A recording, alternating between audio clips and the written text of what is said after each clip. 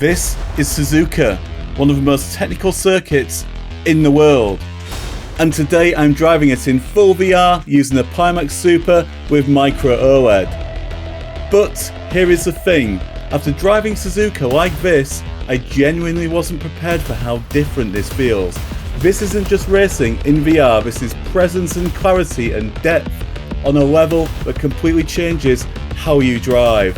Play it on Pimax.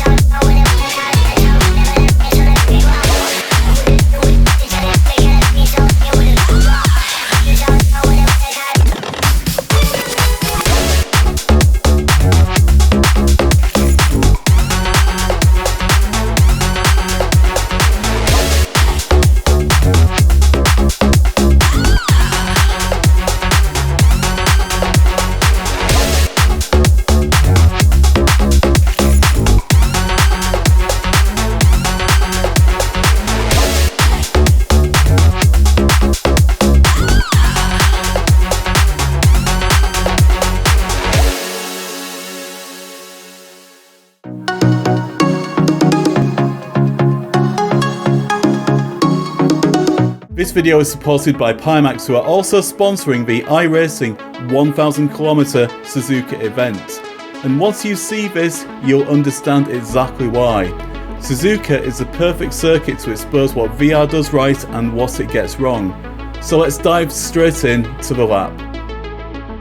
Okay, so this is iRacing of course, and we are at Suzuka and we're in the Porsche 911 GT3 Cup. And the reason why we're at Suzuka is because Pimax have sponsored a special event with motorsport simulations, which is the Suzuka 1000km challenge.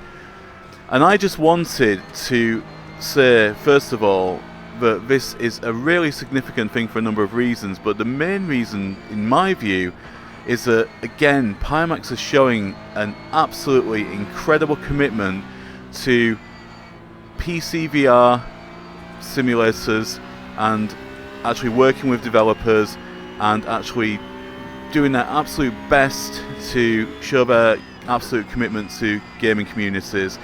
And I think that is a really, really incredible gesture in many ways, because frankly Pimax make the best PC VR headsets out there in general for PC VR gamers. I think it's a fact, to be quite honest with you. And that's not just about the hardware, it's about the company in general, in my view. So, you may have seen some communications come out from Pimax recently, and of course Pimax haven't had the smoothest ride in history. Of course, like any company, they're going to make mistakes. And of course there was various issues where, you know, Pimax many users were essentially just grumbling about the hardware, and the number of users have experienced issues, and of course we're aware of that. And I myself have had issues with Pimax devices in the past where it's been more related to actual dodgy NVIDIA drivers than anything else. It's always been related to some kind of software aspects of things, or even user error on my part actually sometimes. And of course we'd all love to simply pick up and play with everything, but in reality, of virtual reality, it obviously takes some tinkering sometimes to get things working right. But Pimax have, in my view again, and not just my view, in the view of many, I have many friends who have Pimax devices with completely independent views on them. And even this, you know, what Pimax have done recently is just absolutely incredible.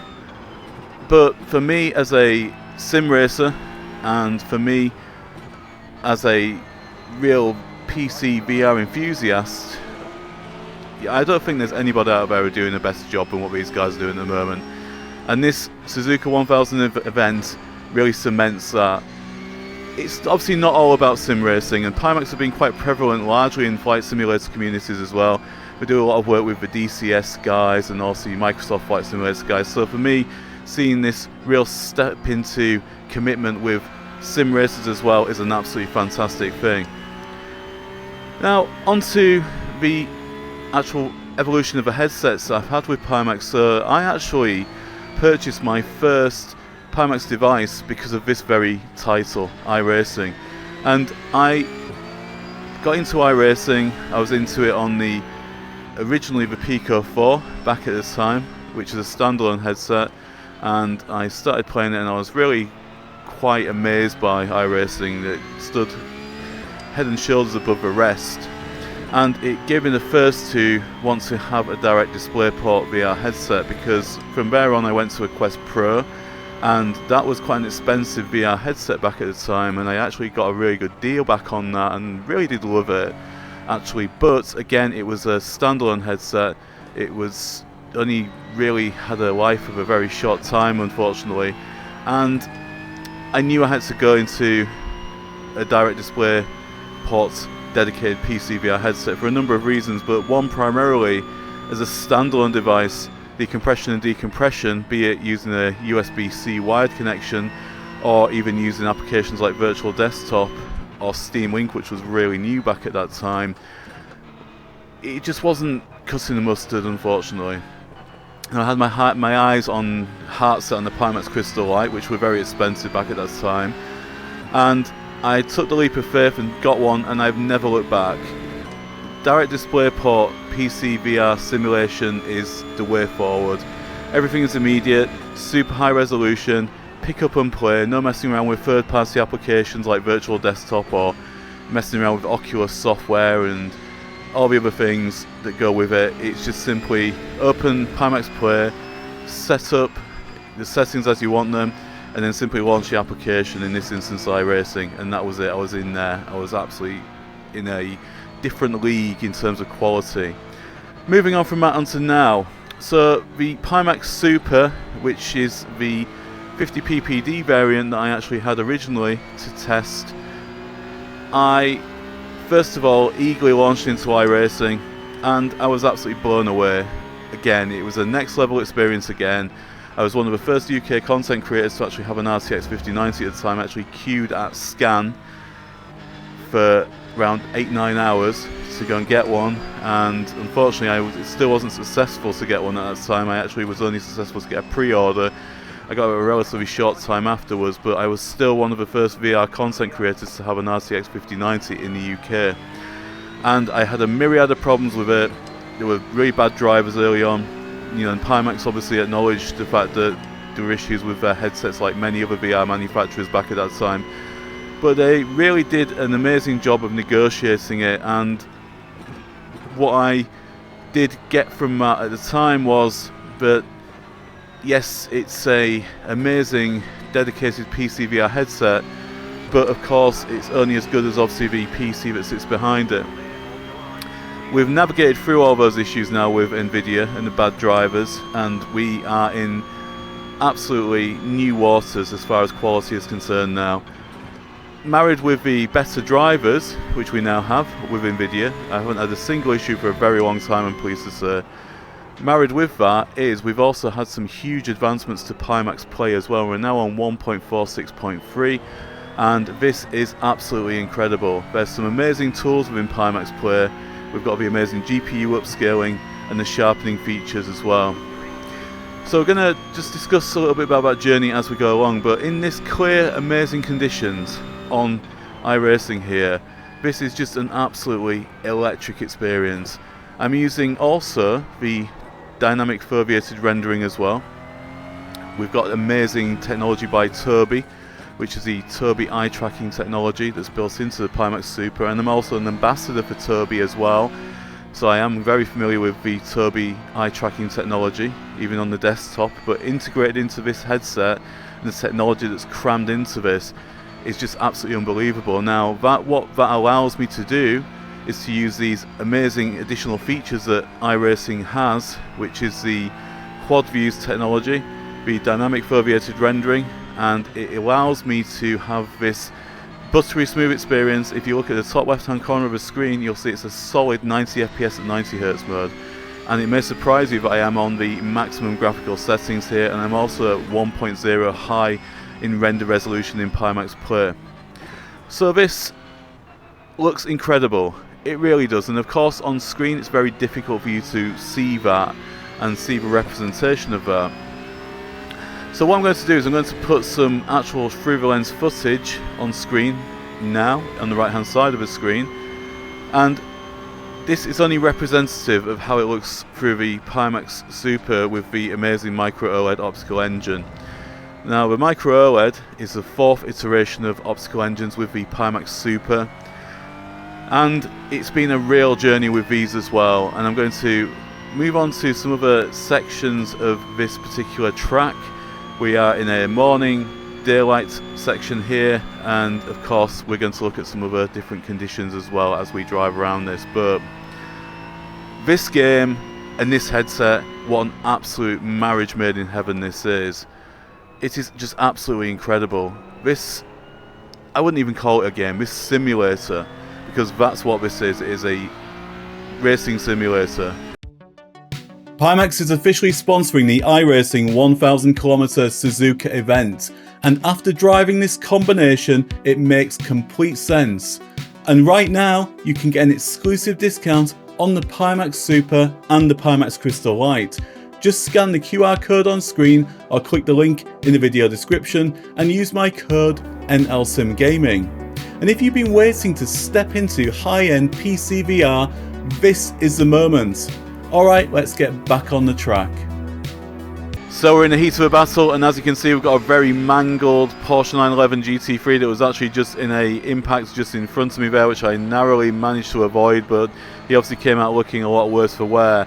The other thing as well to mention about reality in this incredible virtual reality experience is that of course iRacing also has damage as well, and as you can see that car is well and truly mangled as well, and obviously struggling to keep on the track due to the fact it's lost its rear spoiler. I'm just going to now overtake that. We are in overcast conditions this time, as you can see, so completely different scenario this time round, but this is just the most incredibly realistic sim racing experience I think that you can get, and not only myself, there's the likes of Max Verstappen, Lando Norris, Charles Leclerc playing this, quite regularly, and as they would say, it is simply lovely in Max Verstappen's exact words. But back onto the evolution of the Pimax Super VR headset. So I've already mentioned those unique features that the Pimax Super has, the Tobii eye tracking, the amazing 8K Retina visuals, obviously 4K per eye.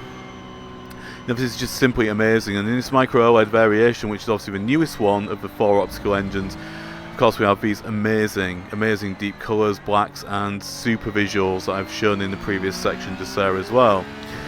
Now the incredible thing about the Pimax Super that you may have overlooked is that of course it's modular.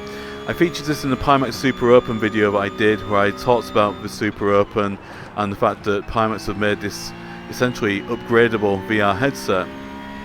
So I started my journey on this on the 50 ppd, and that was just jaw-dropping for me at the time. Of course, there's amazing features, this incredible tracking.